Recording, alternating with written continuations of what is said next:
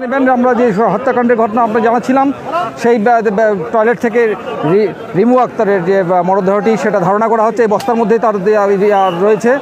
হ্যাঁ, সেটি টয়লেট থেকে উঠানো হলো সেই 51 খটসিঙ্গা বাজারের পশ্চিম পাশে সুমন ঝালা বাড়ির যে টয়লেটটি, সেই টয়লেটটি থেকে উদ্ধার করা হচ্ছে একটি মরদেহ থাকতে পারে। খুললেই বোঝা যাবে, আমরা সেই অপেক্ষায় আছি। আমরা দেখছি এখানে পুলিশ প্রশাসনের ফোর্স রয়েছে, পুলিশ রয়েছেন, এএসপি সার্কেল রয়েছেন, এখানে ওসি রয়েছেন, পুলিশের একাধিক টিম রয়েছে, বিজিবি রয়েছেন এবং এই এলাকার সচেতন নাগরিক ইউপি চেয়ারম্যান জয়নাল আবেদিন রয়েছেন, সাংবাদিকরা রয়েছেন। আমরা দেখতে চাইছি সেই সকাল থেকে যে অভিযান চলছে সেই মরদেহ উদ্ধারের।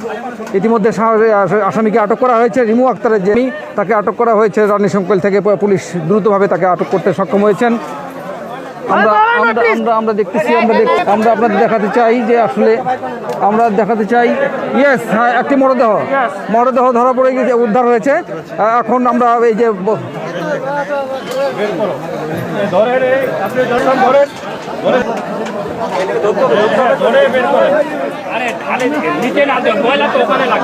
দেখতে পাচ্ছি সেই টয়লেট থেকে ইতিমধ্যে বস্তাবন্দি মরদেহ উদ্ধার করা হয়েছে।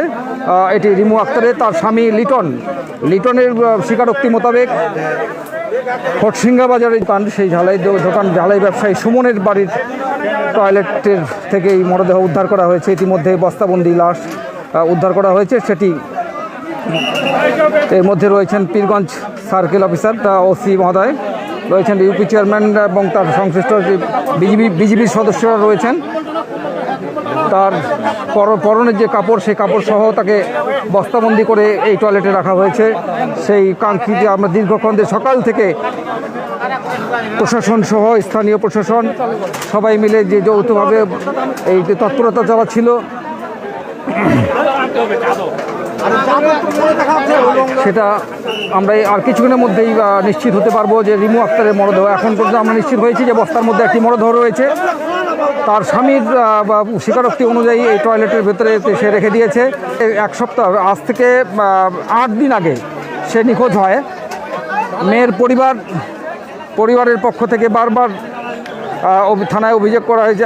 থানায় অভিযোগের প্রেক্ষিতে পুলিশ তার মোবাইল ট্র্যাকিং করে বারবার খোঁজ পেয়েছে যে খটসিঙ্গা বাজারের আশেপাশে তার মোবাইলটি পাওয়া যায়, মোবাইলের ট্র্যাকিং পাওয়া গেছে।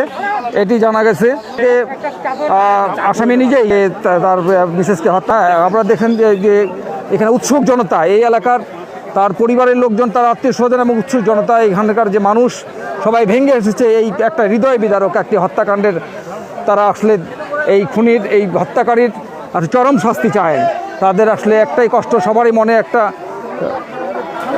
মনের মধ্যে বিক্ষোভ, মানে কষ্টে হত্যাকাণ্ড তারা কোনো মতেই মেনে। 5 মাসের অন্তঃসত্ত্বা ছিল রিমু আক্তার। তার একটি আগের একটি বাচ্চা রয়েছে এবং ইতিমধ্যে সে 5 মাসের অন্তঃসত্ত্বা ছিল। তাকে জিজ্ঞাসাবাদ করলে জানা যাবে তাকে কী করেছে এবং কখন। এখানে আমরা দেখছি যে প্রশাসনের লোকজন কাজ করছে। তাকে তার বস্তা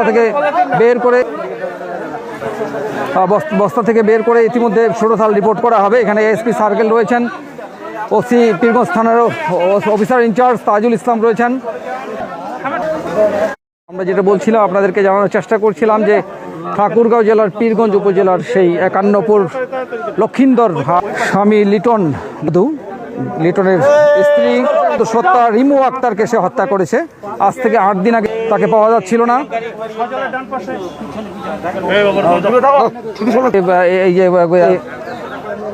এটি বিষয়টি নিশ্চিত হয় যে তাকে হত্যা করা হয়েছে। আজ থেকে 8 দিন আগে সে নিখোঁজ হয়। মেয়ের পরিবার থেকে বারবার খোঁজা হচ্ছিল, বিভিন্ন জায়গায় হন্যে। তো আমরা এখনই একটু পরেই জানতে পারবো। ষোড়থাল রিপোর্ট চলছে, সেখানে পুলিশের একটি টিম ষোড়থাল রিপোর্ট করছেন। ষোড়থাল রিপোর্ট চলছে। আমরা এখনই জানতে পারবো তাকে কীভাবে হত্যা করা হয়েছে, গলা কেটে হত্যা করে না শ্বাসরোধ করে না কীভাবে, এটা আমরা একটু পরেই জানতে পারবো। এটা কি জবাই